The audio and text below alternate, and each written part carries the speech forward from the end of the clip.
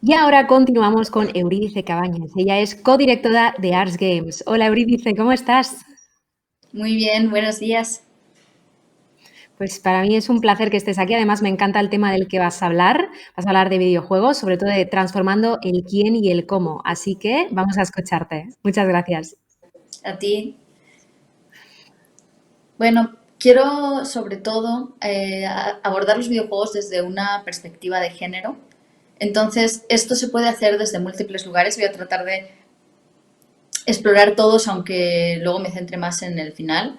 Pero básicamente podemos abordar los videojuegos desde una perspectiva de género, desde la representación, porque si imaginamos los videojuegos como si fueran un país, sería un país donde el 80% de la población son hombres y solo un 20% de la población son mujeres. Es decir, hay una infrarrepresentación clara.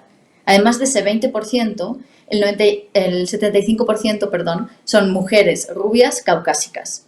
Es decir, no solo hay una infrarrepresentación de la mujer, sino que además la poca representación que hay está tremendamente estereotipada según un modelo de belleza muy concreto y muy determinado, quedando excluidas mujeres de otros tipos, de otras formas de cuerpos, de otras formas de ser también. No solo esto genera también universos simbólicos como muy eh, que echan un poco para atrás a las mujeres, sino que también si pensamos no solo en la representación, sino también en la narrativa, podemos ver que las narrativas tienen que ver muchas veces con la mujer a la que hay que rescatar, donde el hombre se presenta siempre como el héroe, el papel activo, el que es el protagonista, y la mujer normalmente como una excusa narrativa. O bien porque ha sido la secuestrada a la que hay que salvar, o como en el tropo de la mujer en la nevera, como la mujer que muere al principio y que se convierte en la excusa narrativa para que la aventura del héroe comience. También se utiliza muchas veces como excusa narrativa para que los hombres puedan hablar de sus emociones sin ser considerados un poco masculinos. Entonces nos ponen a la mujer como elemento para conversar y para generar ese tipo de conversaciones. De esta forma, no solo la representación es escasa y estereotipada, sino que también todas las narrativas son bastante sexistas. Como dice Sara Martín Alegre, aunque convirtiésemos todos los personajes de los videojuegos en mujeres, las narrativas seguirían siendo sexistas. Entonces, ahí tenemos dos líneas de acción, por un lado la representación, por otro lado la narrativa, pero luego hay otra línea de acción también totalmente diferente que tiene que ver con los espacios digitales en los que jugamos, con estos espacios masivos multijugador online, porque también se da un acoso tremendo a las mujeres que participan en ese espacio. El acoso es tal que hay una iniciativa que se llama My Game, My Name, donde varias chicas decidieron invitar a jugadores profesionales de eSports para que pudieran experimentar lo que se siente al jugar con un nickname femenino. Muchas veces en estas comunidades se dice que son altamente competitivas y que insultan simplemente a todo el mundo que juega mal, que no es una cuestión de género. Pues bien, estos campeones jugando a los juegos en los que son campeones con nickname de chicas no pasaron ni un minuto sin recibir insultos, sin decir vete a fregar, vete a tu casa, chupamandos, eres pésima, como se nota que eres una mujer. Lo cual, siendo campeones en sus propios juegos, pues deja un poco de lado esa idea de que en general se meten con todos. Así es un acoso bastante generalizado hacia la mujer. Cuando nos vamos al ámbito laboral, vemos que en España solo el 15% de las trabajadoras son trabajadoras en la industria. El resto son todo hombres, o solo hay un 15%. De hecho, el año anterior, del que es este dato, que es de 2018, había un 17%, es decir, que no solo es muy poco porcentaje, sino que además se ha dado una bajada. ¿Esto qué significa? Que la voz desde la que se generan los videojuegos y el target hacia el que se generan los videojuegos es un universal masculino, heterosexual, blanco, clase media. Es decir, que tenemos ya desde el origen, desde la creación, una ausencia clara y total de mujeres que se muestra y se repercute también en cómo son las comunidades de jugadores, en cómo es la representación y en cómo es la narrativa. En este sentido, hay muchas luchas abiertas por una mayor representación, por una representación mucho más diversa, donde los personajes femeninos también sean más complejos y sean protagonistas en las historias y tengan narrativas diferentes, narrativas no sexistas. También una lucha por reivindicar espacios seguros, libres de acoso, tanto en el entorno de juego online como en el propio trabajo, en el entorno laboral. El caso del Gamergate en el entorno laboral ha sido uno de los más sonados en los últimos años en el ámbito del videojuego, donde personas de distintas partes del mundo, coordinadas bajo este hashtag Gamergate, se dedicaban a hacer acosos coordinados e indiscriminados hacia mujeres en el ámbito del videojuego, llegando a publicar información personal sobre dónde viven, llegando a hackear correos y publicando en abierto información personal, llegando a emitir amenazas de muerte, amenazas de violación, amenazas de bomba. Algo que quizá nos haga entender un poco esta bajada del 17 al 15%. Y si no queremos que siga bajando, tenemos que garantizar que los espacios son seguros no solo en los espacios de juego, sino también en los espacios laborales. Pero quizá lo más importante es cómo se están haciendo videojuegos. Ya vimos ya vemos quién está haciendo videojuegos y tenemos que cambiar eso, tenemos que generar también autores más diversos y inundar en la industria del videojuego de outsiders, de personas que han sido tradicionalmente marginadas, para que generen otros discursos.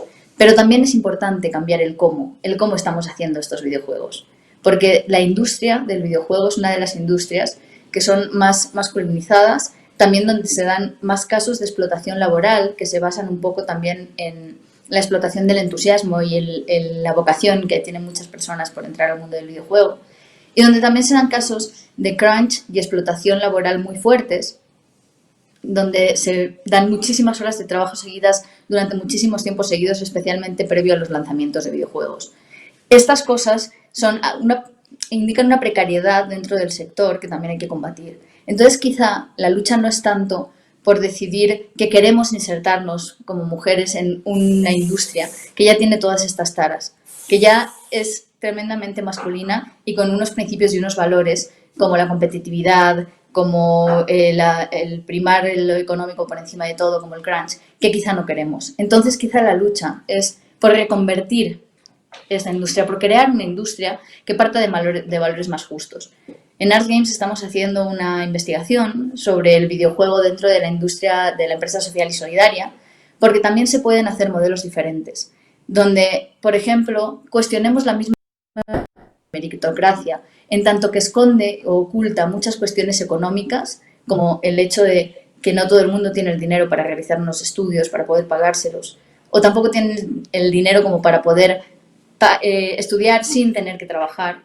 Encubre muchos privilegios de este tipo, pero también privilegios sociales, donde históricamente, culturalmente, a las mujeres no nos han indicado, no nos han direccionado hacia la tecnología o hacia los videojuegos, donde a los hombres se les da tecnología para que la disfruten de por sí en sí misma, y a las mujeres se nos indica más una función utilitarista y que no disfrutemos tanto de la tecnología. Eso revierte en que no estudiemos carreras STEAM y, a su vez, pues no estamos dentro de la producción tecnológica, por lo tanto la producción tecnológica sigue teniendo ese sesgo muy masculino. Entonces es un círculo que debemos romper y que es importante romper.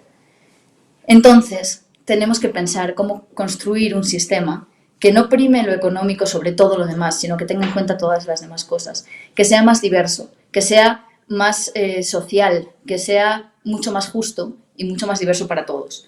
Si generamos un tipo de sistema así, podremos dar cabida a muchos más discursos, tendremos videojuegos mucho más diversos también y romperemos este círculo vicioso. Entonces, no hay que plantearse solo lo que los videojuegos muestran, lo que los videojuegos narran o quién hace los videojuegos, sino también cómo los hacemos.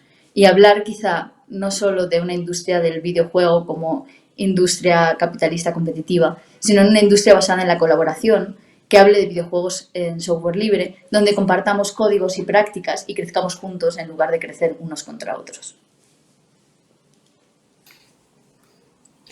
Bueno, Uri dice, me quedo escuchándote embobada porque estoy de acuerdo con todo lo que has dicho. De hecho, me he acordado de dos cosas.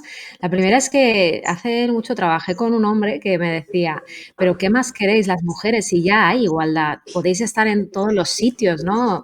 Podéis hacer todo lo mismo. Y digo, creo que no entiendes cuál es aquí la lucha. Debería escucharte. O sea, estás hablando del ámbito de los videojuegos, pero lo podemos llevar a otros ámbitos también.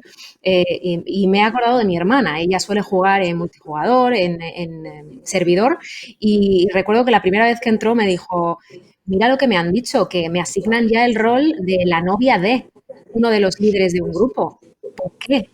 eso es lo que tiene que cambiar, ¿no? O sea, esos clichés, esos roles tan definidos, esa narrativa tan de el héroe que viene a salvar a la princesa tiene que cambiar. Y por eso la labor de Ars Game es tan importante. Y por eso te agradezco también que hayas venido, Eurídice, porque sabes que nos ven muchas niñas, mucha gente joven y tienen que entender, ¿no? Que algo ya está cambiando. Por eso te agradezco muchísimo tu intervención.